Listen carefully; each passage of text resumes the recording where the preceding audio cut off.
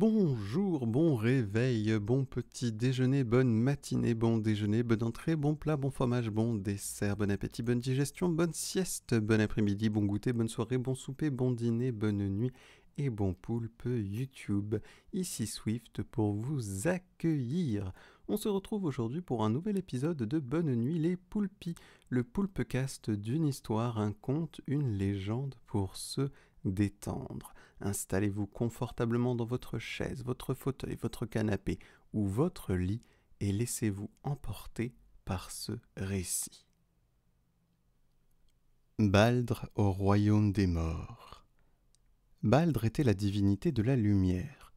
Fils d'Odin et de Frigg, déesse de la fertilité, Baldr était le plus beau, le plus brave et le plus sage de tous les dieux des Vikings. Il était le mari de Nanna, une déesse avec des nattes et des taches de rousseur. Les époux s'aimaient beaucoup et étaient très liés. Un matin, Nanna fut tirée de son sommeil par Baldr qui criait, plongé dans un terrible cauchemar.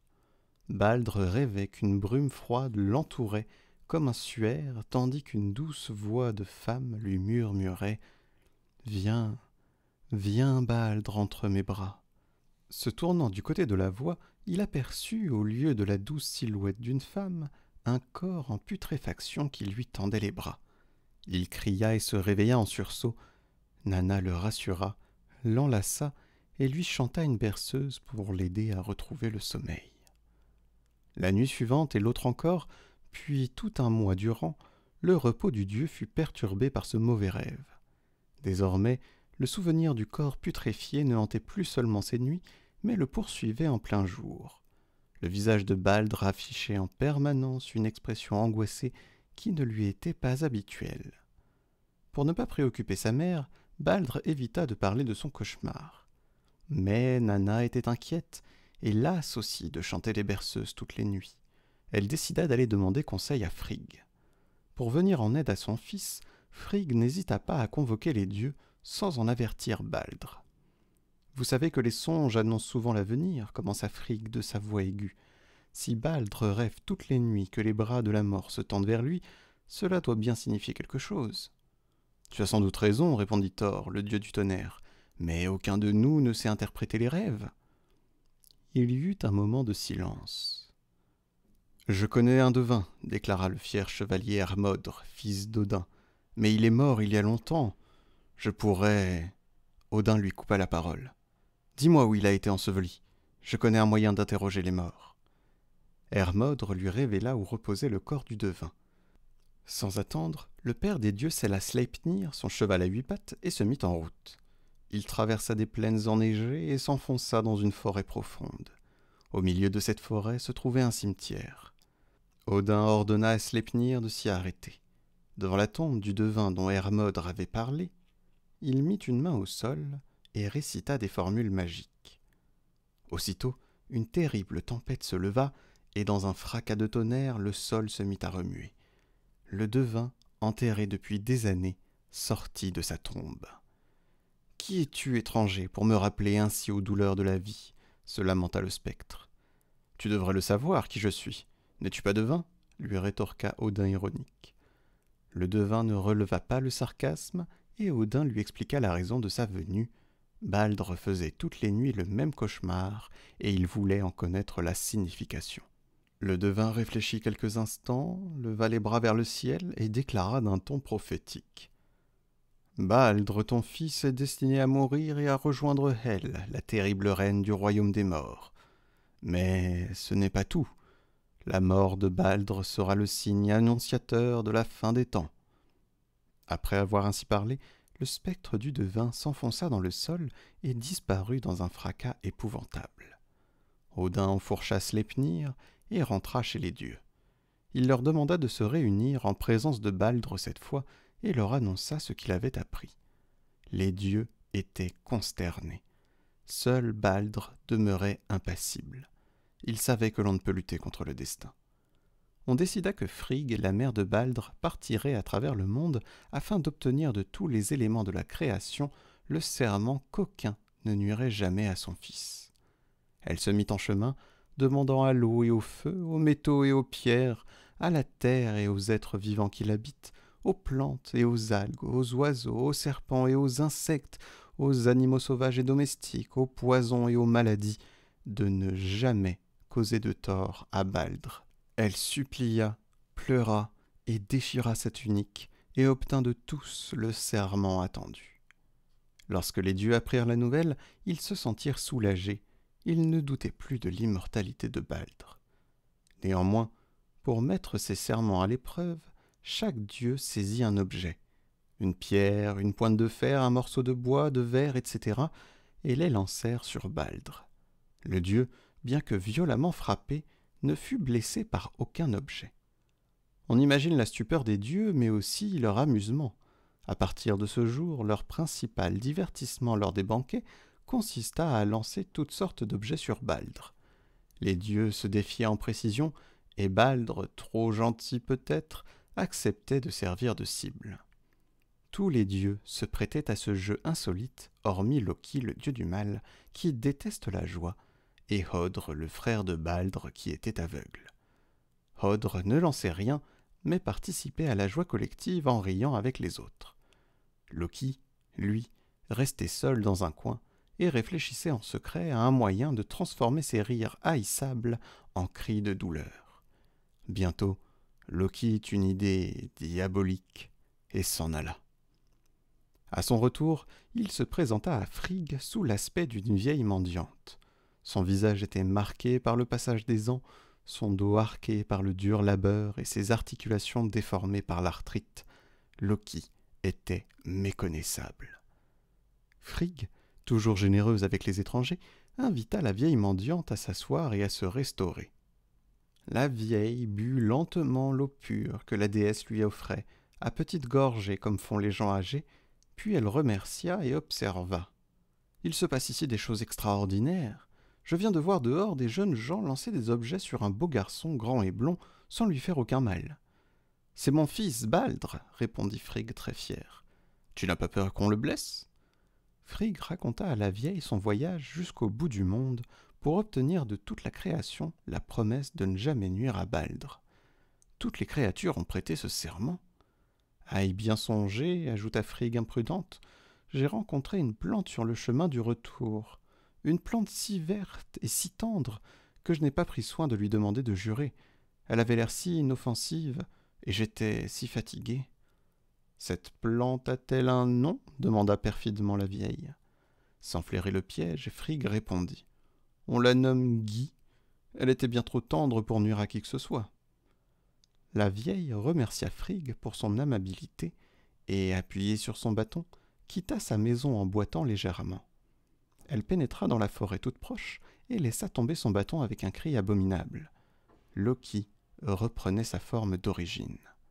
Puis il se dirigea vers l'Orient, où il savait qu'il dénicherait le gui. Il le trouva, en effet. Ses rameaux étaient courts, ses baies couleur d'opale étaient groupés en grappes minuscules, et ses feuilles, d'un vert tendre tirant sur le jaune, cherchaient âprement la lumière du soleil. Loki cueillit la plante et la fourra dans sa besace en maugréant. « Retournons chez les dieux.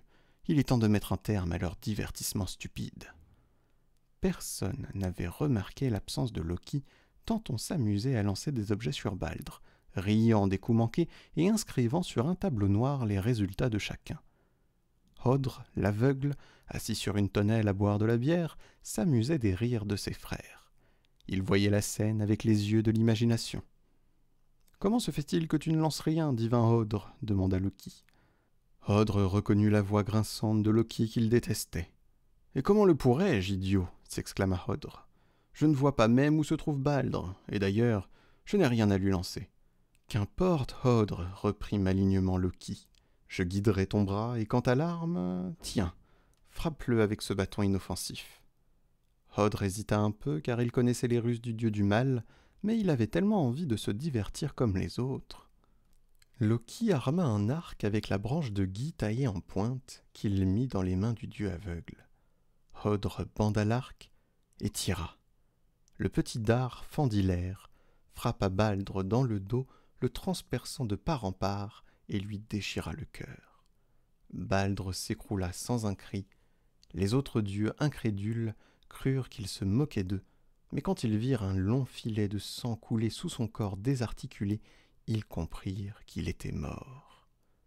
Ils se regardaient les uns les autres, cherchant le coupable. Sous la tonnelle, Hodr riait à gorge déployée, se demandant à haute voix si son coup avait porté. Odin était infiniment triste. Il se rappela ce que le devin lui avait prédit. La mort de Baldr annoncera la fin des temps pour les hommes et pour les dieux. Il demanda d'une voix forte: « Lequel d'entre vous sera assez courageux pour chevaucher par-delà le chemin des brumes et aller à la rencontre du spectre de Baldr? Lequel d'entre vous ira en enfer chez Hel pour lui offrir ce qu'elle désire en échange de Baldr et lui permettre de revenir parmi nous ?» Le vaillant Hermodr, excellent cavalier, s'avança et s'agenouilla. « J'irai, Odin. » Le dieu lui permit d'emprunter Sleipnir, son destrier à 8 pattes, pour faire ce périlleux voyage.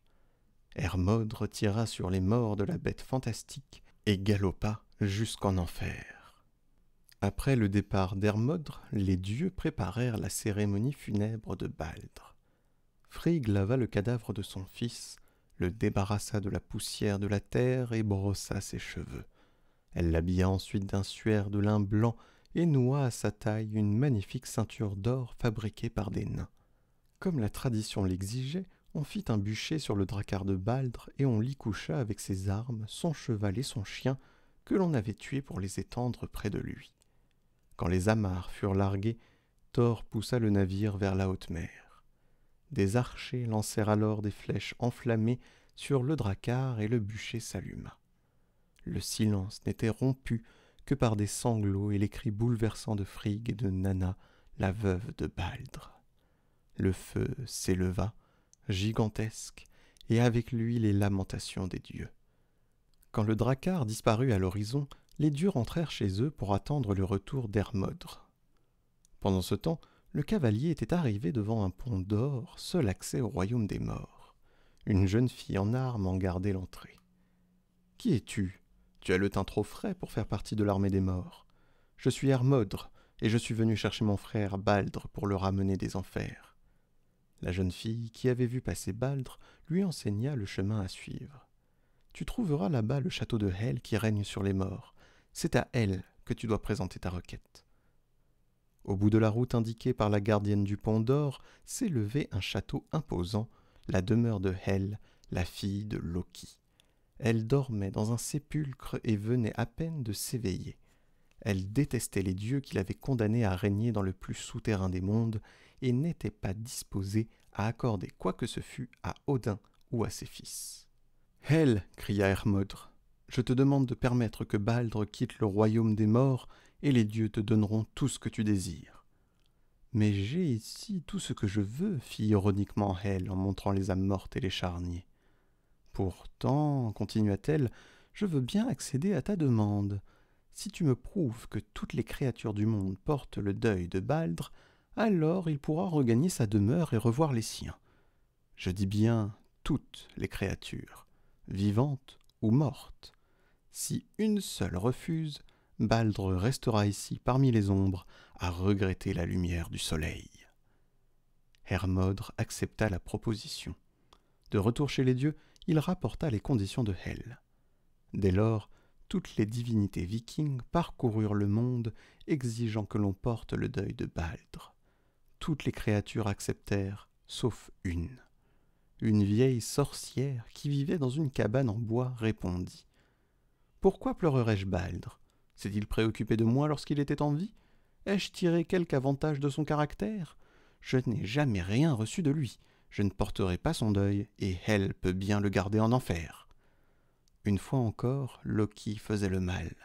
La vieille sorcière dans la cabane en bois n'était autre qu'une de ses nombreuses métamorphoses. Voilà comment Baldr, le plus beau, le plus brave et le plus sage de tous les dieux, fut condamné à demeurer pour toujours dans la triste demeure des morts et que les dieux, désespérés, apprirent que la fin des temps était proche. Le seul à s'en féliciter fut Loki. Fin. J'espère que cette histoire vous a plu. Elle est tirée des contes et légendes Les Vikings par Lars Haraldsson aux éditions Nathan. Si vous avez apprécié cette histoire, n'hésitez pas à aimer la vidéo, la commenter, la partager et vous abonner à ma chaîne ainsi qu'à mes réseaux Instagram et TikTok.